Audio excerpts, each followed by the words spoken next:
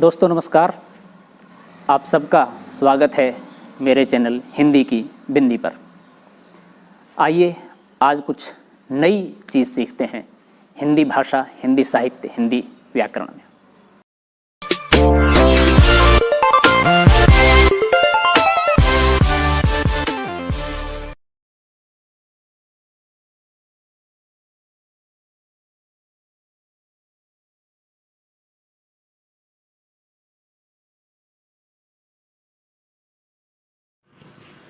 विद्यार्थियों, आज की वीडियो में बना रहे हैं कहानी लेखन की प्रमुख विशेषताएं क्या क्या हैं।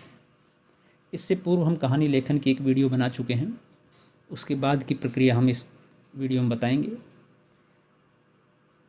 वीडियो बनाने से पहले, प्रारंभ करने से पहले आप सबसे निवेदन है, यदि आपने हिंदी की बिंदी चैनल को अभी तक सब्सक्राइब नहीं किया है, आप पहली बार इस पर विजिट कर रहे हैं, पहली बार आए हैं, तो इसको सब्सक्राइब ज़रूर कर लें और बेल आइकॉन को भी दबा लें ताकि जो वीडियो बने उसकी सूचना आप तक तुरंत पहुंच जाए।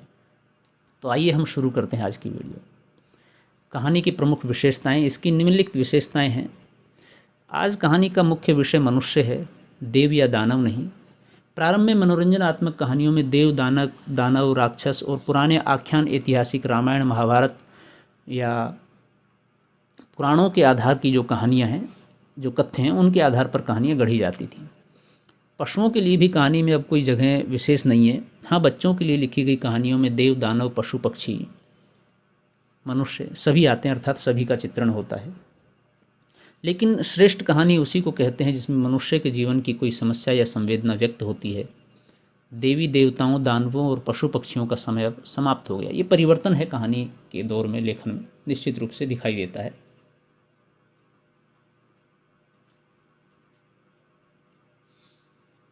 पहले कहानी शिक्षा और मनोरंजन के लिए लिखी जाती थी। आज इन दोनों के स्थान पर कौतूहल जगाने में जो कहानी सक्षम हो वही सफल समझी जाती है।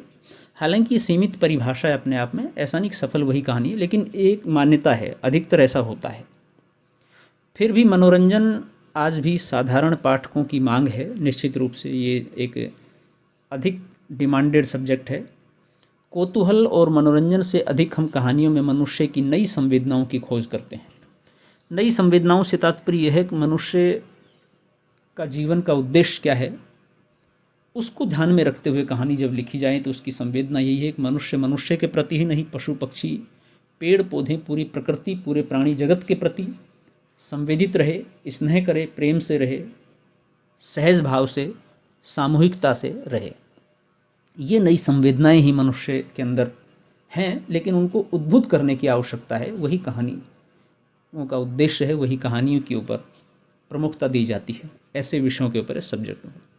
आज की कहानियों में भाग्य की अपेक्षा पुरुषार्थ पर अधिक बल दिया जाता है, अर्थात मेहनत पर, परिश्रम पर।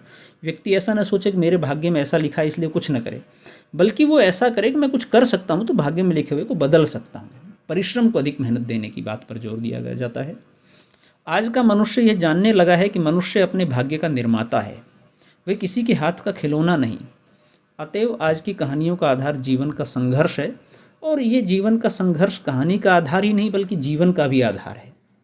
देखिए, सब कुछ सहज भाव से प्राप्त हो जाए तो उस जीवन का महत्व नहीं है, और जीवन जीने की कला या जीवन जीने का आनंद भी तभी है जब आप संघर्ष करें, प्राप्त करें, संघर्ष करें, प्राप्त करें। और ये चलने वाली प्रक्रिया है, एक जगह जाकर के समाप्त होने वाली नहीं है, निरंतर चलने वाली प्रक्रिया है। प्राचीन कहानियों का उद्देश्य रस का परिपाक था, अर्थात रस की प्राप्ति हो जाए, जहाँ पर आनंद की प्राप्ति हो जाए। लेकिन आज की कहानियों का लक्ष्य विविध प्रकार के चरित्रों की सृष्टि करना है।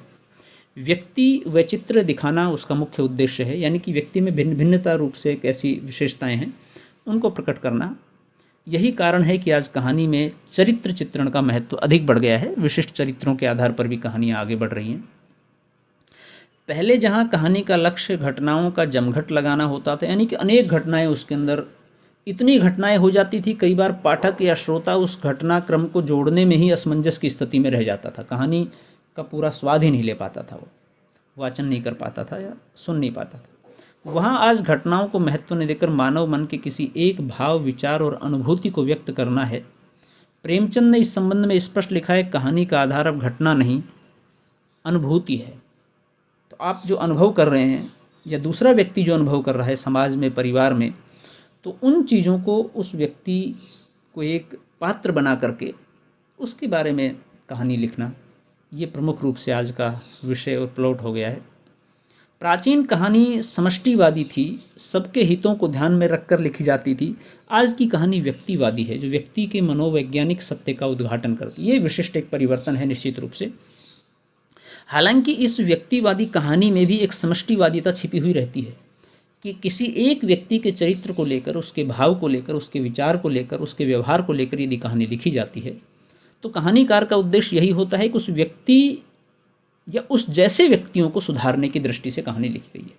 उस व्यक्ति या उस व्यक्ति जैसे व्यवहार करने वाले लोगों में परिवर्तन हो, या वो व्यक्ति अनैतिक कर रहा है तो उसको लोग देखें, सीखें और उसको ठीक करने के लिए प्रेरित करें, या उस जैसा न करें ऐसी प्रेरणा लें। तो ये भी कहीं ना कहीं समष्टिवादी है, लेकिन व्यक्तिवादी कहानियों पर अधिक जोर दिया जा रहा है।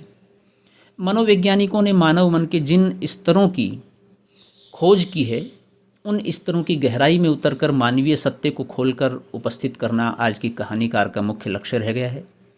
पहले की अपेक्षा आज की कहानी भाषा की सरलता पर अधिक बल देती है, यानी कि भाषा काफ़ी सहज हो गई है। हालांकि जटिल भी हुई है, दोनों तरह की बात है, क्योंकि उसका उद्देश्य जीवन की गांठों को खोलना है।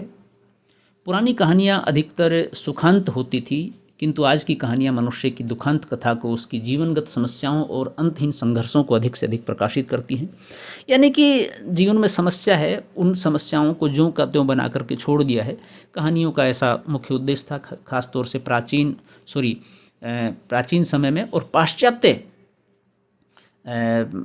परिवेश में इस तरह की कहानियाँ, इस तरह के नाटक या इस तरह का साहित्य अधिक देखा गया है। लेकिन हमारे यहाँ पर अब सुखांत और उसका एक निष्कर्ष रूप में निकाल करके कहानी का अंत किया जाता है। सारांश यह है कि आज कहानी जीवन की प्रतिछाया के रूप में लिखी जा रही है। ये सब कुछ होते हुए भी सामान्य पाठक कहानी में मनोरंजन के तत्वों को भी ढूंढता है, यानी कि जीवन जैसा है उसकी प्रतिछाया कहानी के रूप में दिखाई देती है। इस रूप में कहानी लिखी जा रही है, और इन सब के बाद भी एक मनोरंजन का भाव, एक तत्व सामान्य पाठक के लिए भी, और लेखक जब लिखता है तो उसके लिए भी उसके अंदर होता है। बस उसको खोजने की आवश्यकता है, और यही उसका अंतोगत्वा रसास्वादन है। रस की प्राप्ति इसी प्रकार से है। तो विद्यार्थियों, ये थी आज की वीडियो। आपको कैसी लगी हमें ज़रूर बताएं। वीडियो आपने पूरी देखी उसके लिए धन्यवाद। आशा करते हैं वीडियो आपके लिए उपयोगी रहेगी। यदि अच्छी लगी हो तो लाइक कीजिए, शेयर कीजिए, कमेंट्स कीजिए और चैनल को सब्सक्राइब करना न भूलें। आपके मन में कोई सवाल है, कोई जिज्ञासा है, कोई प्रश्न है तो पूछ सकते हैं, हम उसका उत्तर देने का प्रयास करेंगे। नेक्स्ट वीडियो में नेक्स्ट टॉपिक के साथ फिर मिलते हैं। तब तक के लिए शुक्रिया, नमस्कार, सुरक्षित रहिए, स्वस्थ रहिए।